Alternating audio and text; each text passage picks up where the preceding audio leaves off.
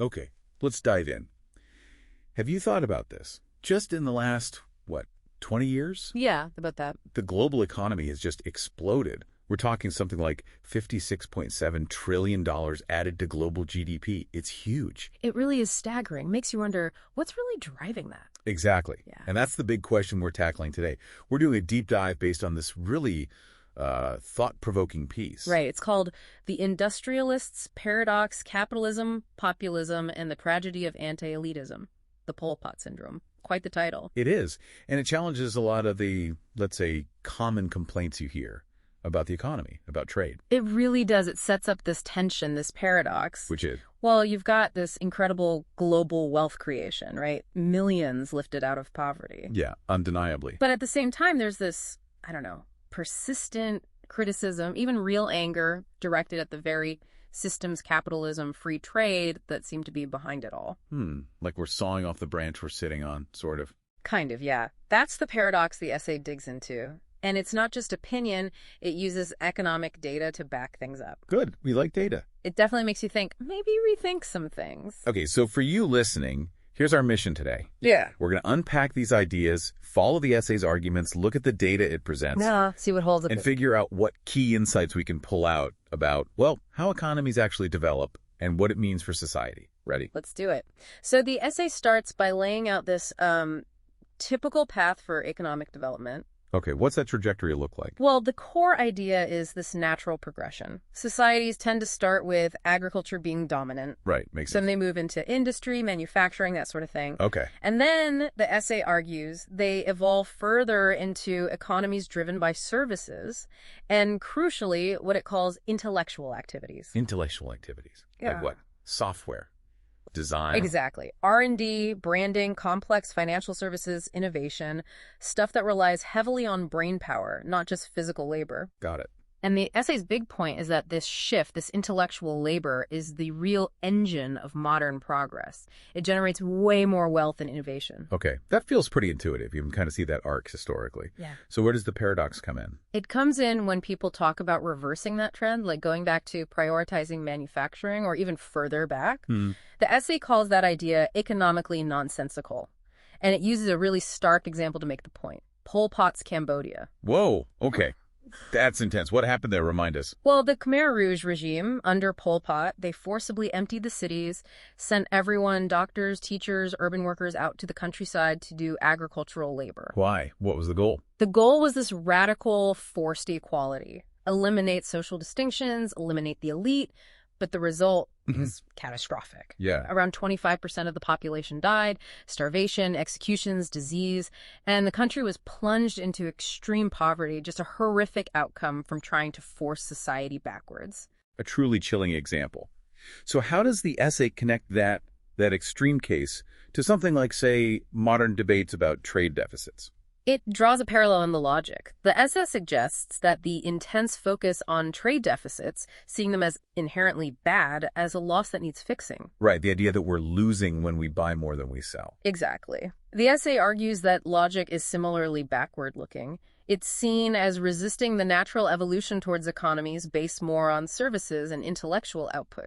Interesting. So the essay is saying, look, you can't just force equality by tearing things down, and a trade deficit isn't necessarily a sign your economy is failing. Pretty much. And it flips the script on trade, arguing it's not zero-sum at all. It's actually usually a win-win. Okay, the win-win. Let's break that down. How does free trade enrich both sides, according to this essay? It puts it simply. When, say, America buys goods from China, what's happening? Americans get goods they want, often at lower prices. Cheaper TVs, clothes, whatever. And what does China get?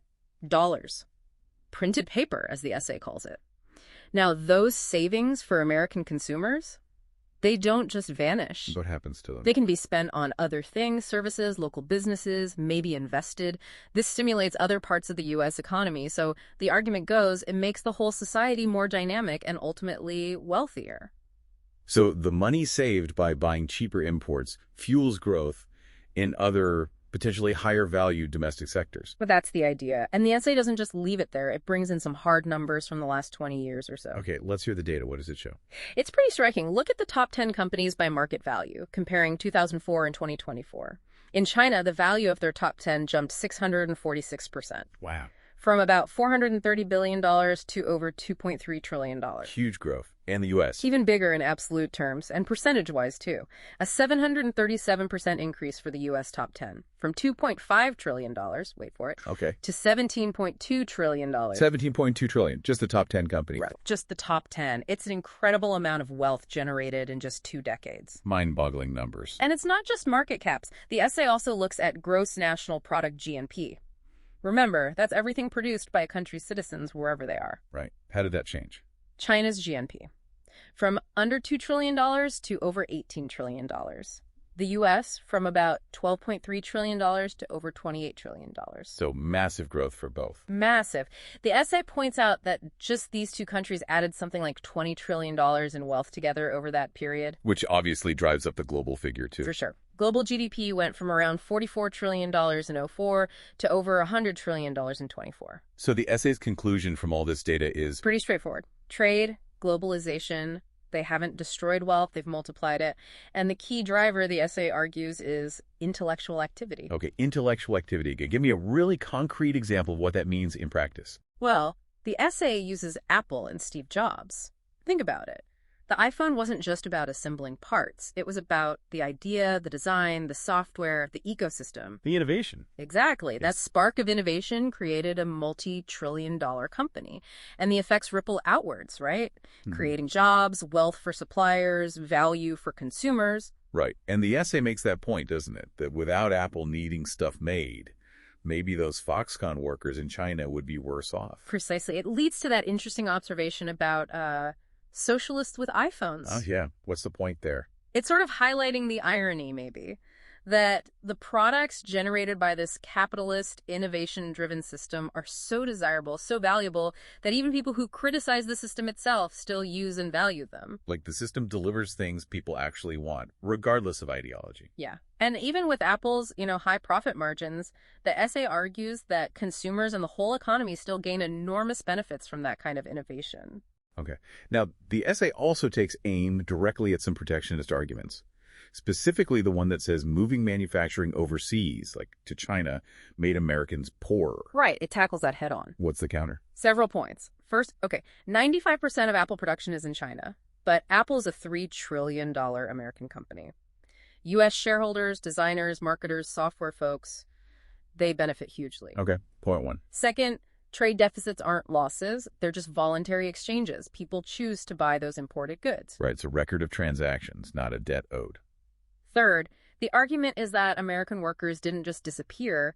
They shifted, often into higher value service and knowledge sectors, partly because savings from trade freed up capital for investment in those areas. A transition, not just a loss. Exactly.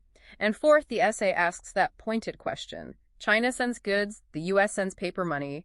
Who's really getting the better deal long term? It's a provocative framing. So this view of economic nationalism, the essay sees it as a specific ideology. Yeah, it labels it mercantilism wrapped in populism. Meaning It favors state control, tariffs, protectionism, trying to manage the economy from the top down. The essay argues this tends to benefit specific groups, maybe connected industries or bureaucrats, but hurts consumers and entrepreneurs overall. it's interesting that China itself comes up as a major example in the essay, given its political system. It really is. Yeah. Because the essay uses China's transformation as exhibit A for the power of market liberalization, even partial liberalization. Oh, so? Well, it contrasts the Maoist era, where millions starved under strict communism, A historical fact. with the last few decades, where embracing some market principles, even within their system, has lifted hundreds of millions out of deep poverty. So it's not saying China is a free market paradise, but that the direction of change towards markets had a massive positive impact. Exactly. The essay argues poverty and wealth aren't linked in a way where one causes the other. Instead, free markets create more wealth overall, which is the tide that lifts boats out of poverty. And it pushes back on the modern slaves narrative about Chinese workers. Yeah, it calls that hypocritical, especially compared to the actual conditions under Mao. The argument is that working in a factory, while maybe tough, is often a voluntary choice for a better life than the alternatives available. So if that's the critique, what's the ideal economic system according to this essay? It's pretty clear. A system where the government sticks to protecting individual rights, property rights, contract enforcement, rule of law. And gets out of the way otherwise? Mostly, yeah. Let innovators innovate, let entrepreneurs take risks, let people trade freely without undue interference, subsidies, or special favors. Basically, freedom to think, create, and exchange. Okay, which brings us right to the core idea. The industrialist's paradox. What is that paradox exactly? It's this contradiction the essay sees, people admiring America's past industrial might and economic success. Yeah, that golden age idea. Right. But then, at the same time, strongly criticizing the very things the essay argues created that success, namely capitalism, free markets, innovation, even a certain kind of elitism based on expertise and achievement. So, loving the results, but hating the process. That's the crux of it. The essay points to anti-elitist, anti-globalization, even anti-capitalist sentiments sometimes found within movements that claim to want to restore that past prosperity. The argument is, look, capitalism, free trade, that's the engine that actually built the wealth, vilifying those principles while claiming you want the results. That's the paradox. It suggests the critique is often more nationalist than capitalist, ignoring the win-win of global exchange, like Apple and Foxconn working together. And the essay notes a shift in what kind of companies dominate now, right? Yeah, that's a key point. Think back to, say, the year 2000.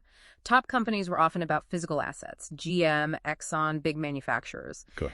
Now, fast forward to 2020, or today.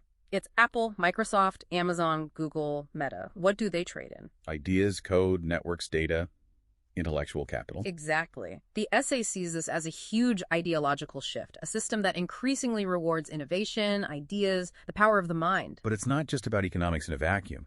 The essay stresses ideology shapes how we see all this.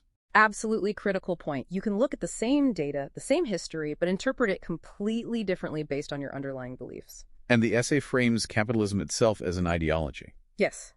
As the ideology that champions the right to produce, trade freely, profit from your efforts, own property securely. It sees these as the foundations for prosperity. So it implies that critiques presented as just practical might actually stem from a different competing ideology. Okay, and then there's that comparison, the really provocative one. Yeah, the essay goes there. It draws parallels between some contemporary anti-elite sentiments and the ideology of the Khmer Rouge. Wow, okay, let's tread carefully here. What specific parallels does the essay draw? It's not equating the groups. No, absolutely not. The essay is very clear on that. It's not saying anyone is Pol Pot or his follower. It's looking at the patterns of thought. Okay, what patterns? Things like deep resentment of expertise and excellence, suspicion of cosmopolitan or global outlooks, hostility to specialization, this idea of a pure, simple people betrayed by corrupt elites. I see the elements. A rejection of market complexity in favor of simple, centralized solutions, and sometimes confusing, like brute strength with virtue or ignorance with authenticity. So the essay uses this extreme historical example as a warning sign about where that kind of anti-intellectual, anti-elite resentment could potentially lead if taken to its absolute extreme. That seems to be the intent. It's highlighting what it sees as eerily similar underlying beliefs and resentments as a caution. Okay, noted. So, steering back to economics, if a country wants to reindustrialize or boost industry, what does the essay say is required? It says you need to double down on capitalist fundamentals. You need capital, obviously. You need expertise. You need open markets, both domestic and international. Secure property rights. Crucial. Strong property rights. And international trade. The argument is that protectionism, punishing successful companies, putting up barriers, that's the opposite of what you need for real industrial strength. And the essay wraps up by framing capitalism in almost moral terms. It does. It presents it not just as efficient, but as a moral ideal. One based on the sovereignty of the individual mind, the value of effort and achievement, and the idea that success should be earned through creation and voluntary exchange, not redistributed by force. Right. Okay, quite a lot to digest there. Let's try and summarize the main takeaways from this deep dive. Okay. So the essay argues strongly for the benefits of free markets, trade, and especially intellectual labor as drivers of the massive global wealth creation we've seen. Backed by that impressive data. Right. It warns against policies trying to turn back the clock economically, using that stark Cambodia example as a cautionary tale about forced de-evolution. And it highlights that central paradox. The criticism of the very capitalist system that it argues generated the prosperity many admire or want to restore. Exactly. It connects that criticism to anti-elite and nationalist sentiments and contrasts it with the principles of innovation and free exchange embodied by companies like Apple. And that $56.7 trillion global GDP increase hangs over the whole discussion as kind of the result of these systems at work. It's the tangible outcome the essay points to, which leaves us, and you listening, with a final thought to chew on. Go for it. Considering all this, the data, the history, the arguments about capitalism and its critics, what are the real underlying values driving different views on the economy? Is it purely about economics? Or is it something deeper? About identity, maybe, about what kind of society we value. Exactly. How do those deeper values and assumptions shape how we interpret economic facts and historical examples? It's a complex knot worth thinking about.